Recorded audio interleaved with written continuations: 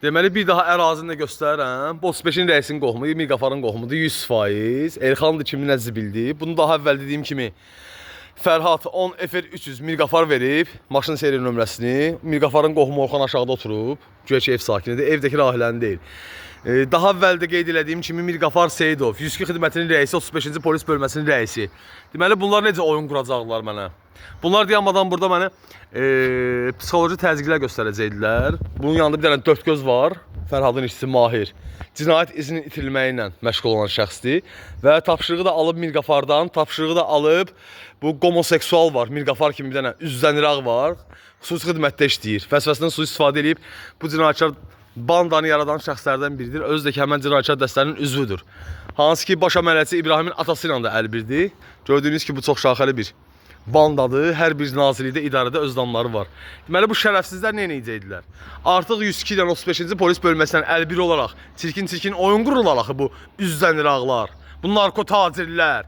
Ana bacılarına özlərinin namus qeyrət bildiklərinə narkotik dizdirənlər. 35-in rəisinə necə bir oyun quracaqdılar bunlar. Burada dayanmadan məni manipulyasiya edib, əsəbləşdirib, çirkin-çirkin oyunlar quracaqdılar. Buradan da məni 35 aparacaqdı. 35-ci bölmə məni aparacaqdı buradan. Necə ki, bundan əvvəl Cavodov Fərhadın əli ilə məni tutturmaq istəyiblər. Necə ki, bundan əvvəl mənə evimi satdırıblar. Necə ki, bundan əvvəl məni yenə tutub dəlixanaya basmışlar. Hamısının arxasında dayanan bizim bu homoseksual Mirqafar Seyidovdur. Mirqafar Seyidov homoseksualdır. Narko tacirdir. Özü də Lotu Yunus kimlərin, Sumqayıt Arif kimlərin əlbirdir.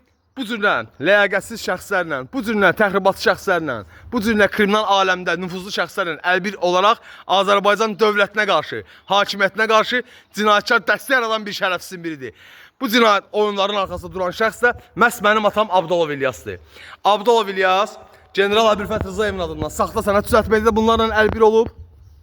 Abdolov İlyas mənim bıçaqlanmamda da bunlarla əlbir olub. Abdolov İlyasın da bu cinayətkar dəstəklə birbaşa olaraq üzvü var.